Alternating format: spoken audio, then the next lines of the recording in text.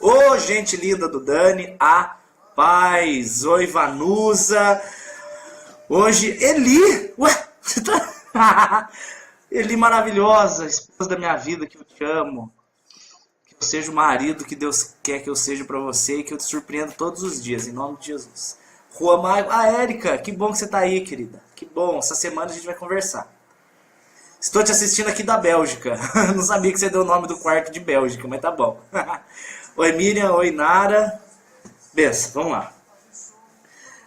O tema de hoje é O Deus que Queima Seu Filme. Você, meu amigo, meu amado, quero que você leia comigo agora um texto, que é um dos textos mais cabeludos da palavra. E eu quero deixar claro para quem que é esse texto que eu estou fazendo hoje. Andréia e Eda, esse texto hoje está sendo feito para você que já conhece a Deus. Este texto não é um texto, essa mensagem não é para quem está conhecendo Jesus agora.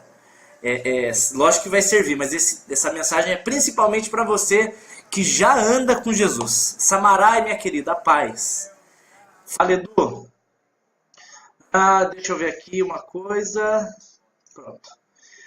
Vamos lá. Lucas capítulo 12, verso 2. Ele fala assim... Jesus falando, o próprio Jesus falando, não há nada encoberto que não há de ser descoberto. Não há nada oculto que não há de ser sabido. Deus eterno, tem misericórdia de nós. Eu tenho uma notícia que eu gosto de falar, que ela é ótima, mas ao mesmo tempo ela é terrível. É a notícia de que Deus conhece tudo o que acontece no seu coração. Isso é maravilhoso porque Ele sabe tudo que eu sonho, Ele sabe tudo que eu planejo, Ele sabe tudo que me dói, Ele sabe tudo que eu preciso, Ele sabe tudo aquilo que me magoa, Ele sabe tudo aquilo que me deixa feliz. Deus sabe tudo aquilo que eu estou sonhando alcançar um dia, Deus sabe aquilo que Ele vai conseguir usar para me deixar feliz e para que a glória dele seja engrandecida. É impressionante como Deus faz isso. Ele junta o que você quer com o reino de Deus e ele faz o que você quer acontecer para que o reino de Deus dele cresça sobre a terra. Isso é incrível, isso Deus faz comigo todos os dias. Isso é a parte boa de Deus conhecer o seu coração. Só que tem uma coisa ruim. A coisa ruim é que Deus também sabe a sujeira que acontece dentro do seu coração. Ele sabe todo aquele pensamento maldito e aquele pensamento que o diabo está encontrando brecha dentro do seu coração. Ele sabe toda a maldade, ele sabe toda a coisa errada, ele sabe o que está ali dentro que não faz parte do caráter de alguém que conhece a Deus. Ele sabe todo aquele pensamento que às vezes são pensamentos que as pessoas acham que está certo. São coisas que você acha que está certa, mas são coisas que Deus não quer. Você está com desejo, por exemplo, ai Senhor, vou dar um exemplo, bem tosco, mas verdadeiro. Ai Senhor, estou tanto querendo namorar alguém, ele sabe desse desejo. Só que Satanás percebe que você está carentinha, aí ele manda alguma coisa muito ruim. Algum rapaz que não é de Deus para sua vida, alguma mulher que não é de Deus para sua vida. E aí o diabo sabe que aquilo lá é um desejo do seu coração e Deus também sabe. Deus vai te avisar muito, foge. Foge que isso não é do meu agrado, não é isso que vai te agradar. Mas você esquece a voz de Deus e você prefere ouvir a voz da sua própria carne e da sua própria vontade. Aí você cai no conto, nos contos de fadas do quinto dos infernos e você não cai no que Deus tem para você. Deus não quer que você tenha nada dentro do seu coração que agrida a santidade dele e que atrapalhe a sua caminhada. O prazer de um pai é ver o filho bem. Eu creio que o prazer do meu pai, do pai de Eli, é ver a gente bem casado, é ver a gente feliz, é ver a gente bem realizado na vida. Eles amam ver isso, eles amam que a gente vá mais longe do que eles. Todo pai que ama de verdade, mãe que ama de verdade, deseja que os filhos vão muito mais além do que eles. Por isso Jesus fala que nós faríamos obras ainda maiores que as dele, porque ele quer que nós vamos muito mais além do que ele fez. Estou falando de Jesus. Só que para fazer isso, no nosso coração não pode ter nada que ofenda a Deus. Gente, eu estou me arrumando aqui porque essa cadeira machuca o bumbum, que é horrível, ela é dura. Não pode ter nada dentro do nosso coração que atrapalhe a nossa caminhada. Não existe meio crente, isso não existe. Ou você serve a Deus, ou você serve ao diabo. Ou você agrada um senhor, ou você agrada o outro. Não tem como agradar os dois. Isso é bíblico, Jesus fala. Você tem que agradar um deles. E para ser de Jesus, você tem que ser radical. Para ser de Jesus, você tem que ser honesto. Para ser de Jesus, você tem que ser muito macho e muito macha. Até hoje ninguém me disse o contrário de macho. Não é fêmea. É no sentido de macho mesmo, de você quer comer mel, você chupa a bunda da abelha. Se você quer acender o fósforo, você risca no dedão, acende o fósforo. Esse naipe assim. Caramba, ele se abriu a geladeira, mas bateu um bafo de comida aqui. Que deu uma fome, rapaz. Deus eterno, gordo é uma porcaria. Ai, cheirão de comida gostoso. Eu acabei de comer, mas tenho fome, fazer o quê? Tem um vizinho aqui, vizinho do apartamento, pelo amor de Deus. Você que tá fazendo churrasco, vem trazer para mim um pedaço dessa carne que tá me matando aqui, amém. Vai que ele tá me ouvindo. Então, dentro do coração dos filhos, Deus não quer que haja nada que atrapalhe o relacionamento com ele. Deus, ele é uma luz perfeita. E eu quero enxergar a luz perfeita. Só que no meio do caminho eu coloco bloqueios, eu coloco anteparos, eu coloco coisas e situações que atrapalham a luz de Deus. A luz continua sendo perfeita, ela é imaculada e perfeita. O problema sou eu coloco coisas no caminho, eu coloco às vezes meu emprego na frente, meu casamento na frente, às vezes eu coloco um relacionamento na frente, às vezes eu coloco ganância na frente, eu atrapalho a luz de Deus de bater em mim. E aí que entra a parte do amor de Deus em queimar o seu filme. Se ele disse que em Lucas 12:2 que não há nada encoberto, que não há de ser descoberto, Jesus está falando assim, o que está aí no oculto, eu vou tirar. Eu vou fazer sair para fora. Você não consegue entrar numa piscina e você pegar uma bolinha de ping-pong e você ficar com ela embaixo do pé. Você não consegue. Você vai ficar ali segurando, mas uma hora ela vai escapar, e a hora que ela escapar, ela vem com toda a força e ela vai pular para fora da água e todo mundo vai ver aquela bolinha de ping-pong saindo para fora. Isso é o pecado. Se você ama Deus de verdade, você quer viver uma vida com Deus de verdade, você tem um pecado oculto, eu vou te dizer agora, e não é uma profecia, é certeza, Deus vai fazer esse pecado sair à tona, e você vai ser envergonhado, e você vai ser envergonhada. Você vai queimar o seu filme, você vai ter o seu filme socialmente entre a sua igreja queimado. E para você recuperar a sua credibilidade é muito difícil. Keren, você engordou um pouquinho. Obrigado, queridas. Juro que eu não tinha percebido. Se você não tivesse avisado, eu não teria percebido. Muito obrigado pela sua observação. Você é fantástico. Te amo, tá? Se você não retirar logo esse pecado de dentro do seu coração, ele vai ser trazido à tona. E, cara, para você recuperar sua credibilidade com a sua igreja vai ser terrível. Eu lembro que em 2014, nós estamos em 2017. No final de 2013, vai fazer 4 anos. No final de 2013, o meu pastor me chamou e falou: Dani, preciso falar com você. Aí falei: meu Deus. Ele não falou Dani, ele falou Daniel Sade. Daniel Sade, preciso falar com você. Falei: eita Deus. Quando ele fala Dani é porque tá tudo bem. Se ele falar Daniel Sade, aí caiu a casa. Obrigado, Adriana, você é que linda também. Cheguei lá no escritorinho do gabinete pastoral. Chega lá o pastor com o zaião vermelho, véio. Tá triste. Um papel cheio de pecado escrito. Aí ele chegou pra mim e falou: Daniel, né? Não tava chamando de Dani, tava bravo. Daniel. E mostrou assim, ó. Ó. Você fez isso tal dia, você fez isso, tô sabendo que você fez isso, tô sabendo que você fez isso. Enquanto o velho foi lendo, meu olho foi crescendo assim, ó. E é que eu não tenho os olhos pequenos. E eu falava: santo Deus.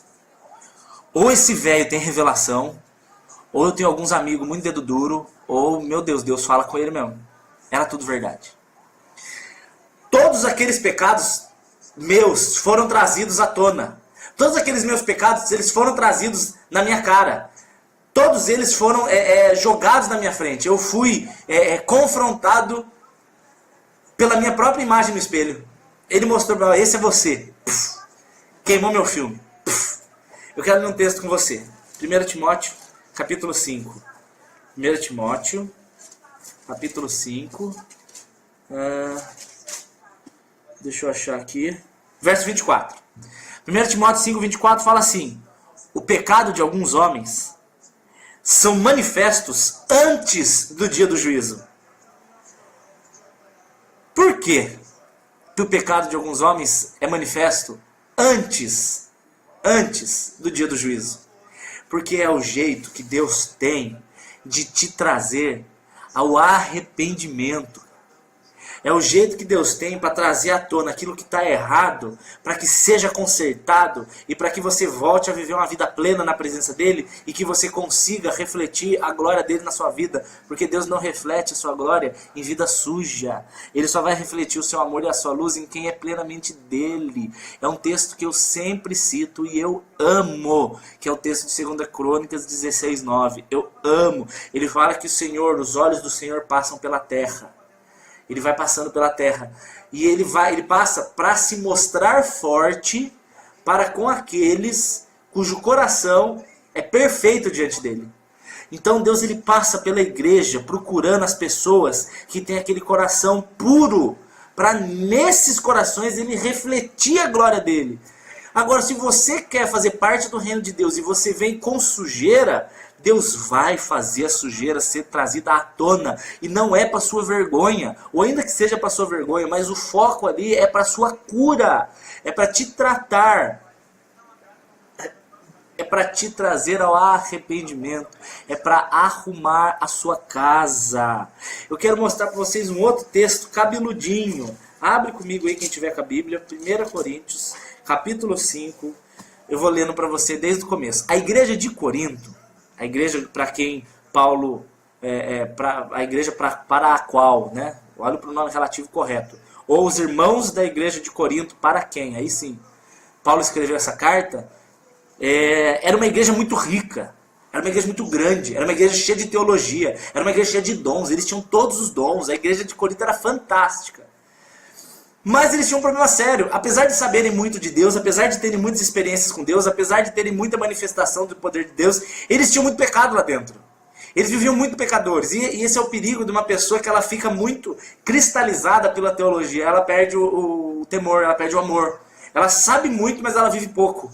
Ela sabe muito e o que ela sabe demais faz ela viver de menos. Ela olha as pessoas como se todas fossem robôs teológicos como ela. Mas não, o ser humano é amor. O ser humano é carente de amor, aliás. E tem níveis. Tem pessoas que começam com Jesus não sabe nada e tem pessoas que sabem muito. Eu não posso cobrar das duas a mesma coisa. Eu tenho que ser progressivo. Paulo fala, alguns precisam de leite espiritual, outros já podem de comida mais sólida. Essa igreja de Corinto, Paulo chega e fala assim em 1 Coríntios 5, ó. Eu estou ouvindo que entre vocês existe imoralidade, mas tanta imoralidade que nem mesmo entre quem não conhece a Deus se encontra. Existem pessoas que estão abusando da esposa do seu pai. Provavelmente a madrasta, pelo amor de Deus, porque eu não quero pensar que o cara pegue a mãe dele, é o fim aqui. Vocês estão inchados do quê? De palavra, mas não de poder. E nem ao menos ficam tristes. Para que eles não ficam tristes nem para se arrepender, eles veem o pecado. Igual eu lembro um irmão meu que uma vez ele fez uma besteira muito grande e eu fui puxar a orelha dele e falar, filho, não era para você fazer assim. Aí ele virou para mim e falou, Dani, não brigue comigo, eu já me arrependi e pedi perdão. Foi um negócio extremamente mecânico. Olha, Dani, eu fiz pecado, mais pedido de perdão e mais arrependimento igual perdão. Fiz a sequência. Pecado mais arrependimento igual perdão. Não é uma sequência matemática. Arrependimento é um quebrantado de coração, é mudar. Se você não mudou, foi remorso. E Paulo está batendo nesses caras. E aí ele chega aqui no verso 4 e ele fala assim, existem pessoas que elas pecam tanto que não adianta nem falar. E aí ele fala o verso 5 assim, ó, essas pessoas eu entrego para Satanás, para que a carne seja destruída, para que o espírito seja salvo no último dia. Olha que texto difícil. Essas pessoas eu entrego para Satanás para que sejam destruídas, para que o espírito seja salvo no último dia. O que Paulo está falando é o seguinte, tem gente que, 1 Coríntios capítulo 5, tem gente que pelo fato de estar na igreja e conhecer muito a Deus, não tem mais o que você fale. Aquela pessoa não tem mais texto. Que texto que eu vou falar para ele? O que eu vou falar para essa pessoa? Já orei pela pessoa, já jejuei pela pessoa, já clamei pela pessoa. A pessoa não muda. A última esperança que Paulo teve, ele falou assim, ó, que vá para o mundo, que quebre a cara, que Satanás destrua essa pessoa, para que haja alguma esperança de que ela volte para a igreja arrependida para ser tratada. Isso eu não quero que ninguém passe por isso. Eu gostaria que todos amassem a Jesus simplesmente pelo que Ele é e chegassem na presença de Deus sem estar com a cara quebrada. Mas infelizmente não é assim que acontece. Infelizmente as pessoas elas esperam primeiro quebrarem a cara, primeiro elas são destruídas, primeiro elas são arrebentadas, aí elas chegam em cacos para que Deus trate os cacos. Não precisava ser assim. Você não precisa ser assim. Você não precisa que esse seu pecado seja trazido à tona. Você não precisa que esse pecado te leve para o mundo. Você não precisa que esse pecado te leve a ser quebrado, para que então Deus venha te tratar. Você não precisa disso. Eu não quero que Deus queime o seu filme. Eu quero que Deus, eu gostaria muito que Deus ele te tratasse na intimidade sem ser com dor. Mas infelizmente não é no amor, a maioria é com dor, comigo foi. Eu me converti no dia em que o pastor pegou aquele texto cheio de pecados e jogou na minha cara e falou: Dani, esse é você. E naquele dia eu tive ódio dele. Eu falei: quem esse cara pensa que ele é? Por quem ele é para ficar falando isso de mim? Como assim? Só que quando eu cheguei na minha casa e parei e pensei, eu falei: meu Deus, eu sou esse cara. Eu fiz tudo isso que ele falou. Eu realmente fiz tudo isso que ele falou. Realmente eu sou essa pessoa. Ele não está errado. E aquilo me trouxe cura. Foi cura, porque eu passei 5 meses no meu quarto lendo a Bíblia. E ninguém acreditava em mim. Isso que era terrível. Eu ia para a igreja tomar ceia e as pessoas não sentavam comigo, você acredita? Eu ia falar alguma coisa, as pessoas olhavam para mim com aquela cara de tá, você, né? Você que fez tudo aquilo. Porque você já viu, né? Quando alguém descobre um pecado seu, a igreja inteira fica sabendo. O pessoal não consegue. Dani, eu já tive um cachorro com seu sobrenome. O nome dele era Lindo? Não, era Bolinha. Olha só. Eu passei 5 meses no meu quarto lá procurando a Deus sozinho, sem ninguém. E eu quero falar outra coisa pra você. Se você quer ser um homem de Deus, uma mulher de Deus, você tem que aprender a ser traído, como diz o pastor Deli, e você tem que aprender a ser sozinho. Você tem que aprender a você e Jesus serem suficientes. Você não pode esperar que pessoas te somem. Você não pode.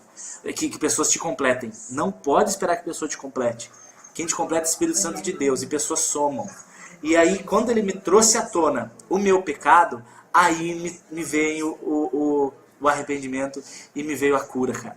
E engraçado isso, né? Porque se for para que eu cresça, que Deus me diminua. Se for para que eu conheça Deus de verdade, que Ele quebre o meu coração. Se for para que eu saia daquele abismo de prisão espiritual que eu estava, mesmo dentro da igreja, que Deus traga à tona todos os seus pecados. E eu peço agora, em nome de Jesus, que você que está me assistindo, se você tem pecado oculto, que o Senhor traga à tona. Que o Senhor queime o seu filme. Que o Senhor te envergonhe perante a igreja inteira. Eu não estou nem aí. Se isso for necessário para que você cresça, para que você conheça Deus de verdade, que você seja envergonhado agora, em nome de Jesus. E você acha que essa palavra é dura? Você acha que essa palavra é pesada? É porque você não sabe o que é o inferno, cara. É porque você não sabe o que é ir para o inferno. Deus, Jesus, Senhor, Senhor, em seu nome expulsamos demônios, em seu nome fizemos maravilhas, eu nunca vos conheci. Essas pessoas estavam dentro da igreja, essas pessoas pregavam, essas pessoas tinham ministério, essas pessoas eram pastores, líderes de louvor, essas pessoas eram líder de intercessão, líder de jovens, e eram pessoas que nunca conheceram a Jesus. Por quê? Porque algum pecado oculto prendeu elas ali dentro. Porque o Senhor Jesus, ele viu que a pessoa estava presa em algum pecado, e ele vai trazer à tona, e esse pecado vai servir para o seu crescimento. Olha a loucura! Quero terminar esse ao vivo lendo 2 Coríntios 7:10. 2 Coríntios capítulo 7, verso 10. Fala assim, a partir do verso 9, Paulo fala assim: agora eu fico tranquilo, porque vocês foram entristecidos. Aliás, desculpa, li errado. Vou ler de novo. 2 Coríntios 7, 9. Ele fala assim: eu agora estou tranquilo, não porque vocês ficaram tristes, mas porque vocês ficaram tristes, vocês foram entristecidos para o arrependimento. Por quê? Porque quando Paulo escreve a carta de 1 Coríntios, ele bate doído na igreja. E a igreja fica muito triste, tem pessoas que ficam até depressivas. Então ele escreve a segunda carta aos Coríntios. A segunda carta aos Coríntios é um consolo de pai. Lembra quando você apanhava no bumbum porque fez coisa errada? Seu pai batia, aí você chorava, você tinha ódio do seu pai, depois seu pai mandava você ir lá e dar um abraço nele e dizer que te ama? É a segunda carta de Coríntios. Ele fala assim, vocês foram entristecidos segundo Deus. Olha só no verso 10. Pois a tristeza, segundo Deus, traz arrependimento e salvação. Mas a tristeza, segundo o mundo, a morte. Se o mundo te deixa triste, a sua tendência é ficar depressivo e deprimido e morrer. Mas quando você é entristecido por Deus, aquela tristeza te traz mudança. Eu anotei aqui 4 coisas que a tristeza de Deus trouxe na minha vida.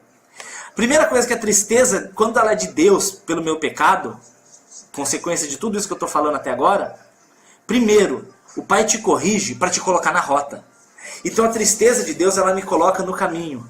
O meu alvo é Cristo, Hebreus 12:2, olhando firmemente para Jesus, o autor e consumador da minha fé. Aquele pecado me machuca, mas ele me traz para andar no caminho de Deus. Primeiro caso. Segundo, para quebrar o seu orgulho. Deus não habita em coração onde o Senhor é você mesmo.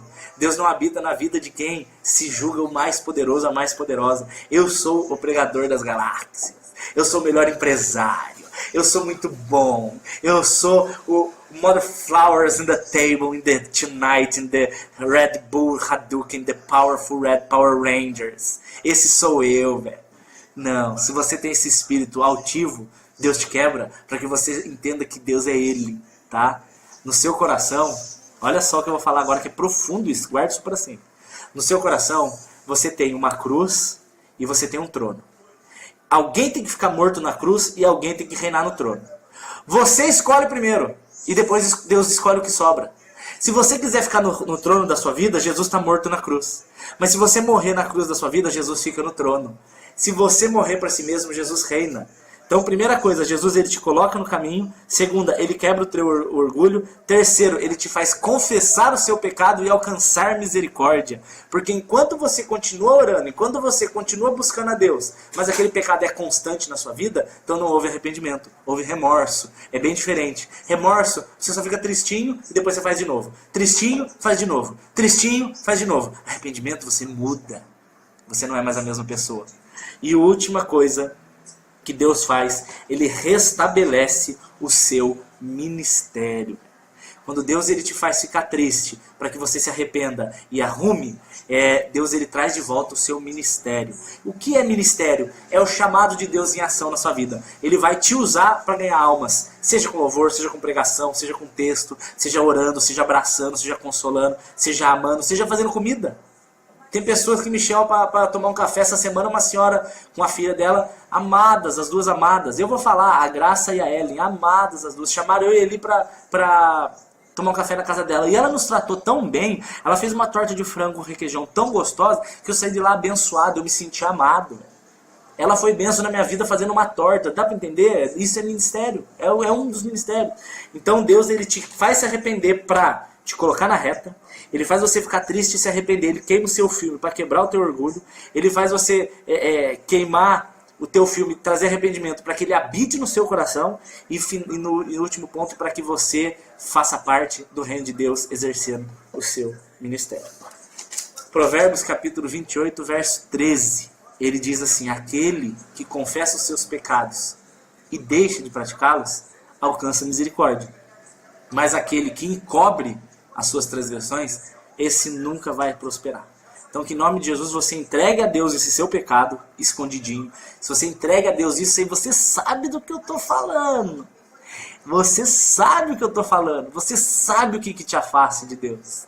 Você sabe, eu não preciso nem falar. Então a minha oração hoje é para que você entregue isso. E se você não entregar e abandonar, que Deus traga à tona. Para queimar o teu filme, mas para te trazer uma vida nova diante da presença dele em santidade. Amém? Essa era a palavra de hoje. Deus abençoe vocês. Sou descansado, amo vocês de verdade. E daqui a pouco estaremos em Pinda pregando o evangelho. Ore por nós. Pessoal dos fiéis, vocês são amados demais. Vocês cuidam muito da gente. Obrigado pela vida de vocês. Viu? Ingrid, ó, fala em fiéis, ó a Ingrid aí, ó. Falando aleluia. Marina, Manda uma mensagem para mim, filha. Giovanni Felipeto, a paz. Bruna Silva, a paz. Agna del Sol, nossa, que nome chique. José Marcelo, valeu, meu amigo. Bruna, Deus abençoe, querido. É isso aí. Um abraço para a Eli, gosto da boca grande dela. Carol Jansen. Eu também gosto de um monte de beijo daquela boca grande. Tchau!